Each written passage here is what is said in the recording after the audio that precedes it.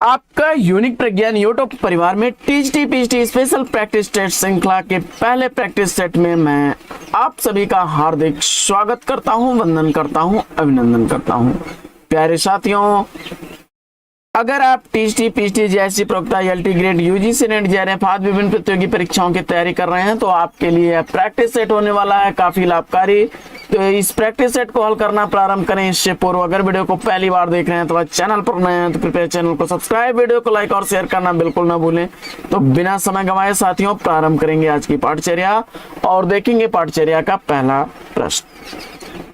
आज की पाठचर्या का पहला प्रश्न है, स्त्री विमर्श का लोक पक्ष कृति किसकी है? स्त्री विमर्श का लोक पक्ष किसकी कृति है, इसका आपको जवाब बताना है। और इस प्रश्न का जवाब अगर आपने विकल्प घ अनामिका को चुना तो बिल्कुल सही प्रश्न के साथ हैं आप। अगला प्रश्न, प्रश्न संख्या 2, बाजार के बीच बाजार के खिलाफ कृति किसकी है? बाजार के बीच बाजार के खिलाफ कृति का रचनाकार आपको बताना है। और इस प्रश्न का जवाब अगर आपने प्रभा खेतान को चुना, ख विकल्प इस प्रश्न का बिल्कुल सही जवाब।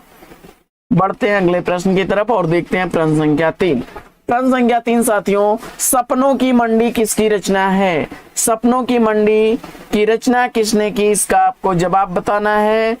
तो इस प्रश्न का जवाब आपने विकल्प ग विकल्प घ विकल्प ख को छोड़ करके गीताश्री विकल्प क को चुना तो इस प्रश्न का सही जवाब आपके खाते में जुड़ा। बढ़ते हैं अगले प्रश्न की तरफ। अगला प्रश्न, सुनो मालिक सुनो स्त्री विमर्श की लेखिका कौन है? सुनो मालिक सुनो स्त्री विमर्श कृति की रचनाकार आपको बताना है और आपने उत्तर में चयनित कर लिया है विकल्प मैत्रेयी पुष्पा ग को, तो बिल्कुल सही जवाब। अगला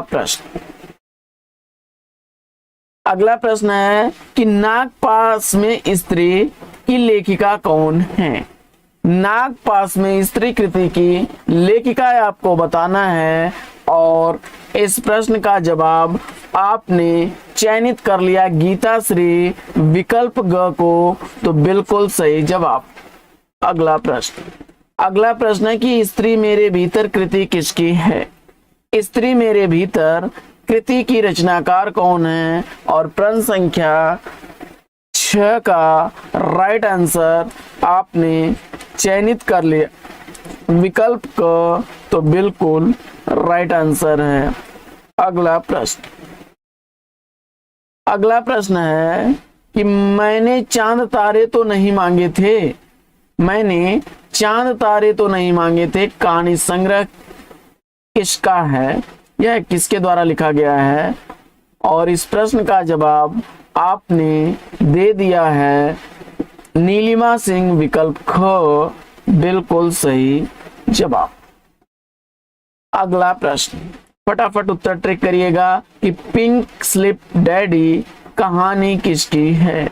पिंक स्लिप डैडी कहानी की लेखिका आपको बताना है और इस प्रश्न का जवाब आपने चुना है अगर विकल्प गीत चतुर्वेदी को, तो बिल्कुल सही जवाब। अगला प्रश्न है कि सेज पर संस्कृत उपन्यास किसका है? सेज पर संस्कृत बड़ा चर्चित उपन्यास है और अक्सर परीक्षाओं में पूछा गया उपन्यास है और इस प्रश्न का जवाब आपने मधु कांकरिया को चुना, तो बिल्कुल सही उत्तर के साथ हैं आप। अगला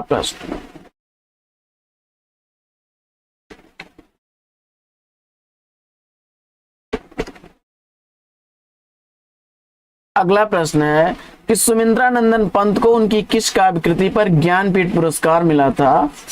2003 पीएचडी का पूछा गया प्रश्न है और इस प्रश्न का सही जवाब आपने चिदंबरा चुना है। सही जवाब चुने ही होंगे क्योंकि बहुत रिपीटेड प्रश्न है और बहुत आसान सा प्रश्न था। अगला प्रश्न, कितनी नावों में कितनी बार कृति के लिए अज्ञेय को ज्ञानपीठ पुरस्कार किस वर्ष दिया गया, इसका आपको जवाब बताना है और इस प्रश्न का जवाब भी आपने बिल्कुल सही चुना, वर्ष 1978 ईस्वी, विकल्प क। अगला प्रश्न है कि वर्ष 2005 में ज्ञानपीठ पुरस्कार इसमें से किसे दिया गया, इसका आपको जवाब बताना है। और इस प्रश्न का जवाब आपने सेलेक्ट कर लिया कुंवर नारायण को, तो बिल्कुल सही जवाब। प्रश्न संख्या 13 है कि वर्ष 2009 में किस साहित्यकार को ज्ञानपीठ पुरस्कार दिया गया। सन 2009 का ज्ञानपीठ पुरस्कार किस साहित्यकार को इसमें से दिया गया है, और इस प्रश्न का जवाब आपने श्रीलाल शुक्ल को चुना, तो बिल्कुल सही जवाब। अगला प्रश्न है कि किस कथाकार ने ज्ञानपीठ पुरस्कार ग्रहण करने से इनकार कर दिया था, इसका आपको जवाब बताना है। तो ज्ञानपीठ पुरस्कार प्राप्त करने से इनकार करने वाले रचनाकार अमरकांत हैं, विकल्प ख इस प्रश्न का बिल्कुल सही जवाब। अगला प्रश्न है कि साहित्य अकादमी पुरस्कार प्रदान किया जाता है, तो साहित्य अकादमी पुरस्कार किसे दिया जाता है, और आपने जवाब में चुना कि मान्यता प्राप्त सभी भारतीय भाषाओं की सर्वोत्कृष्ट रचनाओं के लिए, तो घ विकल्प बिल्कुल सही उत्तर। अगला प्रश्न है कि साहित्य अकादमी पुरस्कार में प्रदत्त की जाने वाली राशि कितनी होती है, तो साहित्य अकादमी पुरस्कार में प्रदत्त की जाने वाली राशि 1 लाख, विकल्प ख राइट आंसर है। अगला प्रश्न है कि साहित्य अकादमी पुरस्कार दिया जा रहा है वह वर्ष कौन सा है। साहित्य अकादमी पुरस्कार 1955 ईस्वी से दिया जा रहा है, विकल्प क इसका सही उत्तर। अगला प्रश्न है कि मेघदूत काव्य का खड़ी बोली में अनुवाद किया है। मेघदूत काव्य का खड़ी बोली में अनुवाद किसने किया है। प्रश्न संख्या 18 का राइट आंसर आपने चुन लिया, विकल्प ग राजा लक्ष्मण सिंह, बिल्कुल सही उत्तर। अगला प्रश्न है कि जरासंध वध महाकाव्य की रचना किसने की। तो जरासंध वध महाकाव्य की रचना करने वाले रचनाकार हैं गोपाल चंद गिरधर दास, घ विकल्प इसका सही उत्तर। अगला प्रश्न प्रश्न संख्या 20, कृष्णायन महाकाव्य की रचना किस भाषा में हुई है, इसका आपको जवाब बताना है।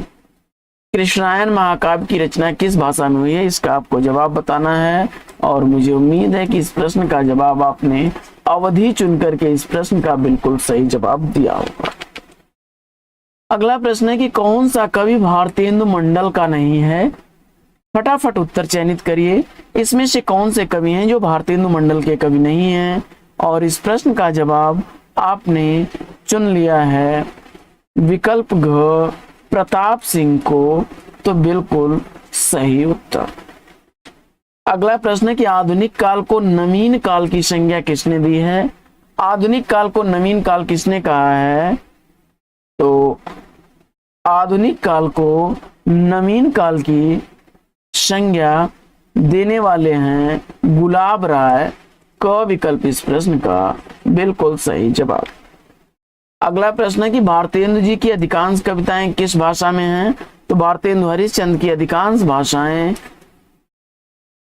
अधिकांश कविताएं उनकी ब्रज भाषा में लिखी गई हैं, विकल्प क इस प्रश्न का राइट आंसर है।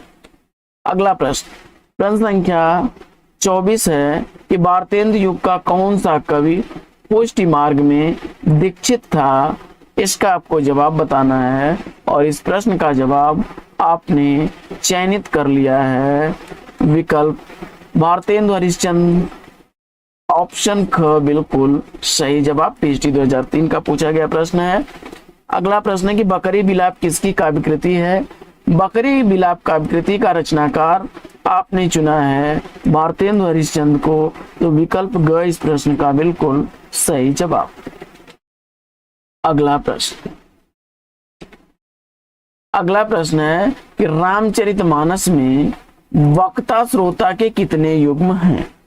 रामचरितमानस में वक्ता श्रोता के युग्मों की संख्या अगर आपने चुन ली 4 तो बिल्कुल राइट आंसर।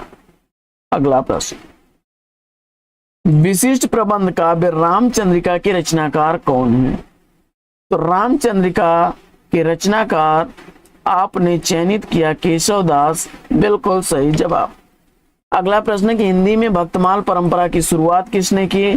तो हिंदी में भक्तमाल परंपरा की शुरुआत करने का श्रेय जाता है नाभादास को। क विकल्प इस प्रश्न का राइट आंसर है। अगला प्रश्न है कि नाभादास की किस कृति में राम की दिनचर्या का वर्णन है? इसका आपको जवाब बताना है और इस प्रश्न का जवाब आपने चयनित कर लिया अष्टयाम, तो विकल्प ख इस प्रश्न का बिल्कुल सही जवाब। अगला प्रश्न है कि भक्ति काल के किस कवि ने संस्कृत को छोड़ करके भी संस्कृत की काव्यशास्त्रीय परंपरा का निर्वहन किया है? और इस प्रश्न का जवाब आपने विकल्प तुलसीदास क को चुना, राइट आंसर के साथ हैं आप। अगला प्रश्न,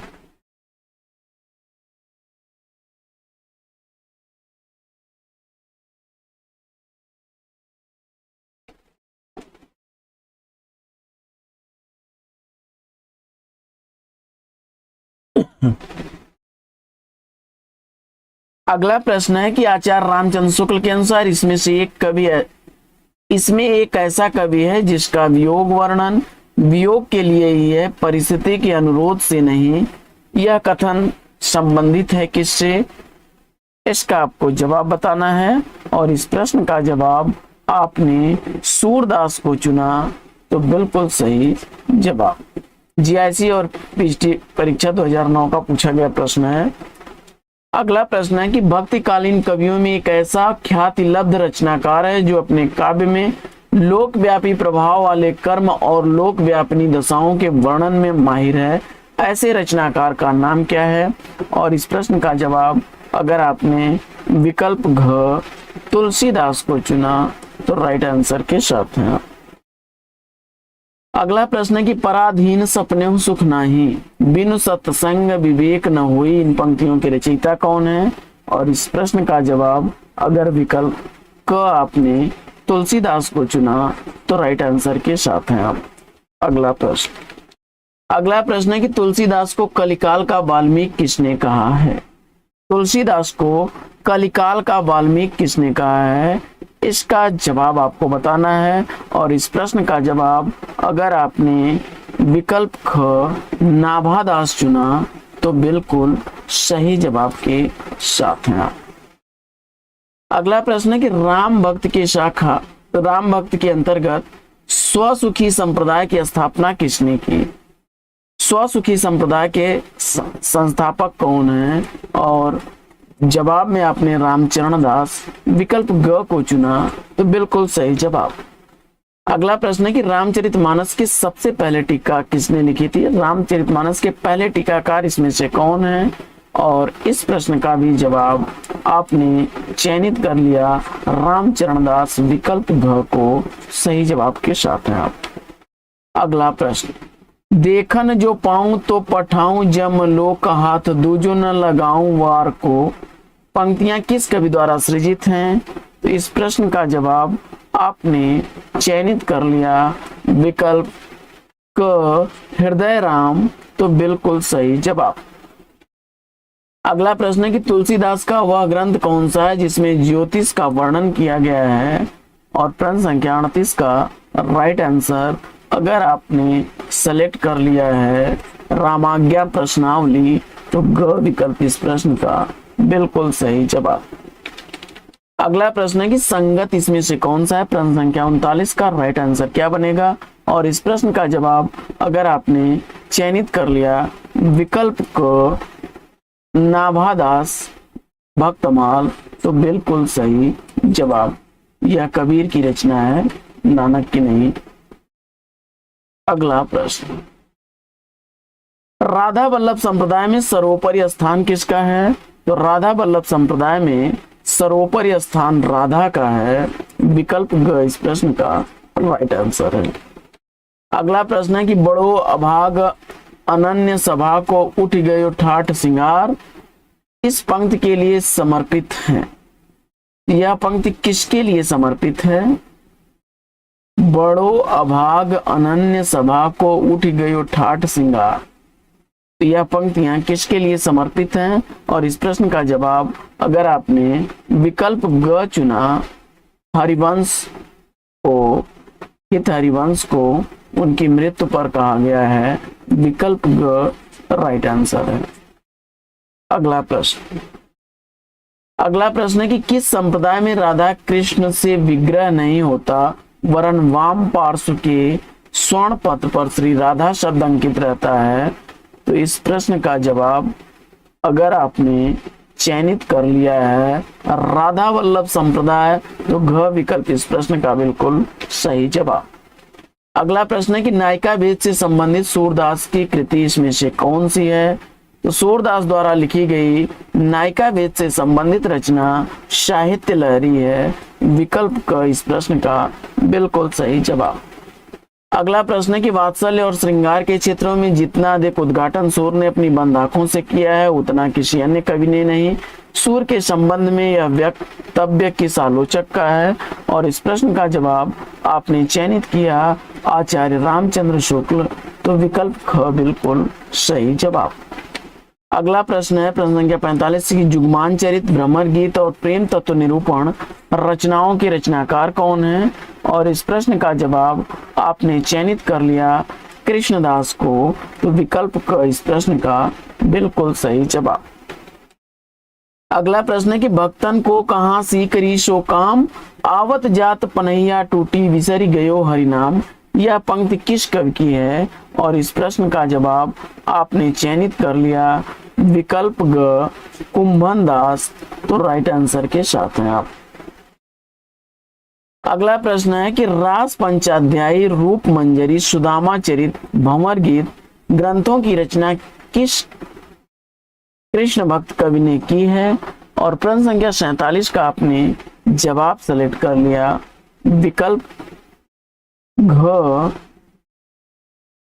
नंददास, तो राइट आंसर के साथ होगा। अगला प्रश्न है कि कृष्ण के सुदर्शन चक्र का अवतार किसे माना जाता है? कृष्ण के सुदर्शन चक्र का अवतार माने जाते हैं निम्बारकाचार्य, विकल्प घ इस प्रश्न का सही जवाब। प्रश्न संख्या 49 है कि वेदांत पारिजात सौरभ की रचना करने वाले आचार्य कौन हैं? वेदांत पारिजात सौरभ की रचना करने वाले आचार्य कौन हैं?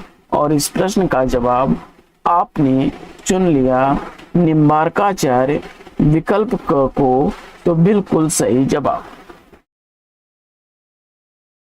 अगला प्रश्न है कि कृष्णदास अधिकारी किस जाति के थे?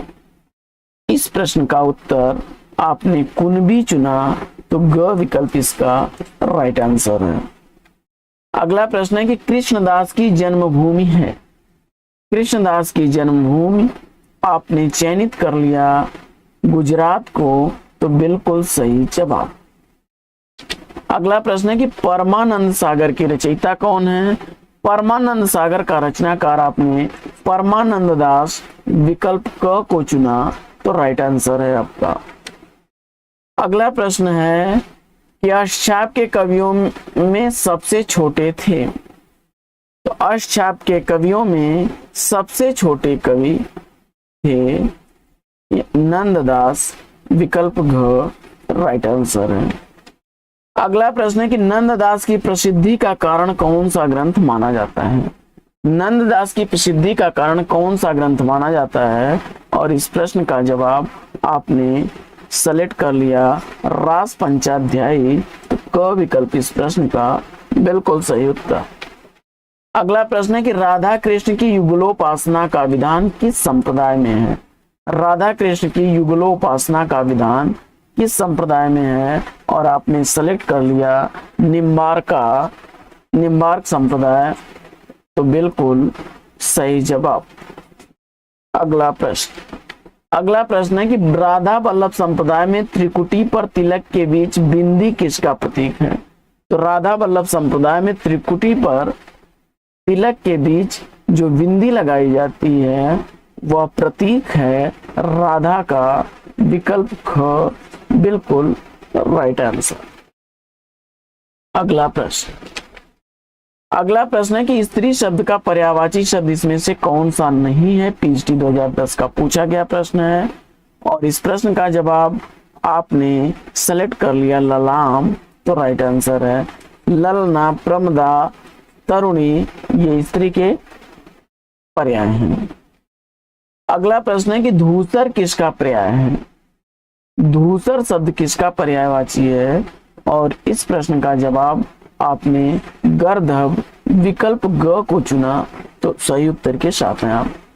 अगला प्रश्न है कि चामुंडा पर्यायवाची है। चामुंडा किसका पर्यायवाची है और इस प्रश्न का जवाब आपने दुर्गा चुना, ख विकल्प इस प्रश्न का बिल्कुल सही उत्तर। अगला प्रश्न है कि असी का पर्यायवाची शब्द क्या होगा और इस प्रश्न का जवाब आपने तलवार चुना, तो घ विकल्प इस प्रश्न का बिल्कुल सही उत्तर। अगला प्रश्न है कि सविता का पर्यायवाची शब्द क्या बनेगा। सविता का पर्यायवाची आपने विकल्प क सूर्य को चुना है, तो राइट आंसर के साथ हैं आप। अगला प्रश्न है कि मछली का पर्यायवाची क्या बनेगा। मछली शब्द का पर्यायवाची आपने विकल्प क चुना, तो बिल्कुल सही जवाब।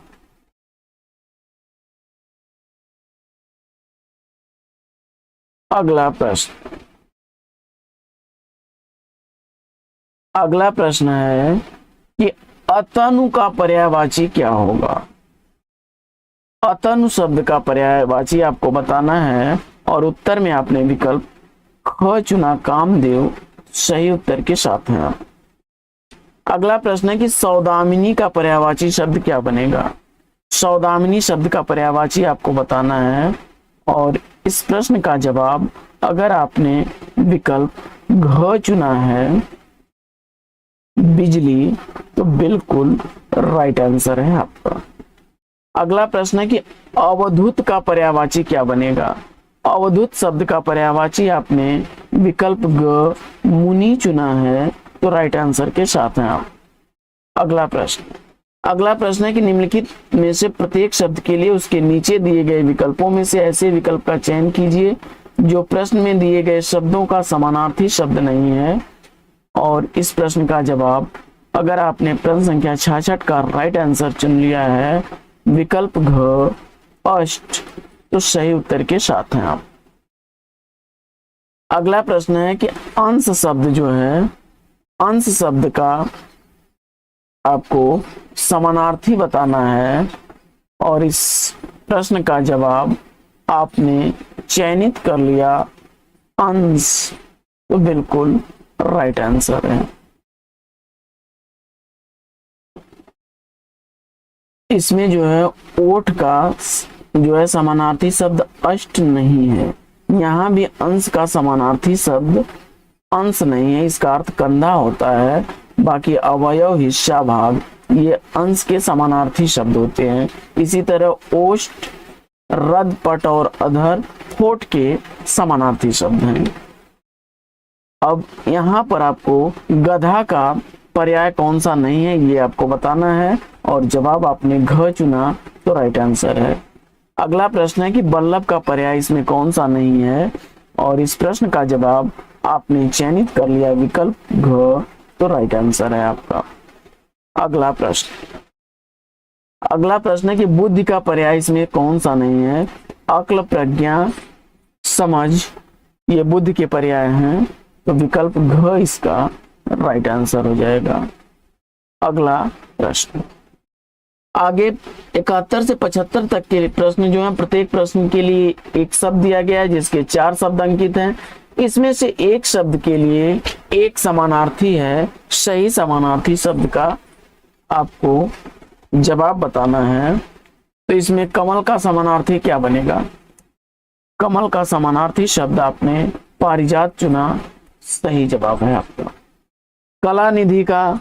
कलानिधि का आपने हिमांशु चुना, तो सही जवाब है आपका। तुंग का समानार्थी आपने तुंग का समानार्थी उन्नत चुना, ये भी सही जवाब है आपका। अगला प्रश्न है कि शिखी शब्द जो है इसका समानार्थी आपको बताना है और इस प्रश्न का जवाब आपने विकल्प ख मयूर चुना, तो राइट आंसर के साथ हैं आप। अगला प्रश्न है कि मिलिंद शब्द का समानार्थी क्या होगा और इस प्रश्न का जवाब आपने भ्रमर चुना, तो घ विकल्प बिल्कुल सही जवाब। अगला प्रश्न है कि अन्न भाव का समानार्थी, क्षमा करें, अन्न भाव जो है इसमें संधि कौन सी है, तो इस प्रश्न का जवाब आपने अन्न धन अभाव अन्नाभाव विकल्प क दीर्घ संधि चुना, तो राइट आंसर है। अगला प्रश्न है कि परमोत्सुक में कौन सी संधि है और इसमें वृद्धि संधि आपने चुना, तो बिल्कुल सही जवाब। कपीस में कौन सी संधि है, कपीस शब्द में आपने दीर्घ संधि, कपिधनीश कपीश। अगला प्रश्न है कि दिग्गज में आपको संधि बताना है, तो दिक धन गज, दिग्गज व्यंजन संधि का उदाहरण है, बिल्कुल सही जवाब। अगला प्रश्न है कि उपर्युक्त शब्द में कौन सी संधि है, उपर्युक्त शब्द में आपने उपरि धन युक्त परयुक्त आपने यण संधि चुना, तो बिल्कुल सही जवाब।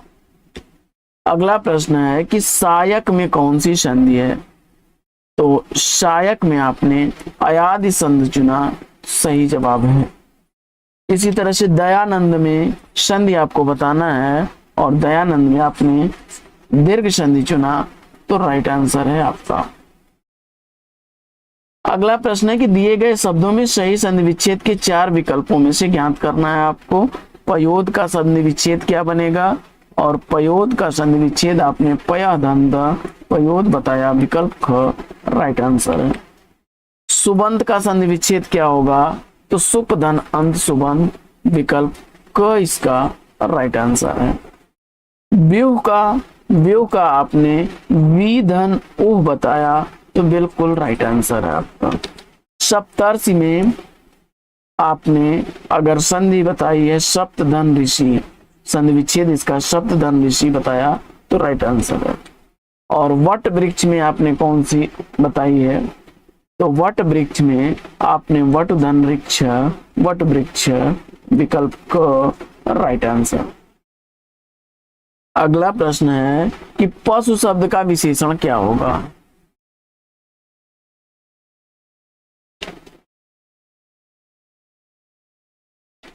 क्षमा करें, वट वृक्ष में आपकी संधि वटोधन वृक्ष होता है, विकल्प ग इसका राइट आंसर है। अगला प्रश्न, पशु शब्द का विशेषण आपको बताना है। पशु शब्द का विशेषण आपने पार्श्विक बताया, सही उत्तर के साथ हैं आप। अगला प्रश्न है कि घनिष्ठ शब्द की उत्तरावस्था क्या बनेगी, घनिष्ठ शब्द की उत्तरावस्था आपने विकल्प ग घनिष्ठ चुना, तो बिल्कुल राइट आंसर के साथ हैं आप। अगला प्रश्न है कि निम्नलिखित में से कौन सा भेद सर्वनाम का भेद नहीं है और इस प्रश्न का जवाब आपने गुणवाचक चुना, तो राइट आंसर है आपका। अगला प्रश्न,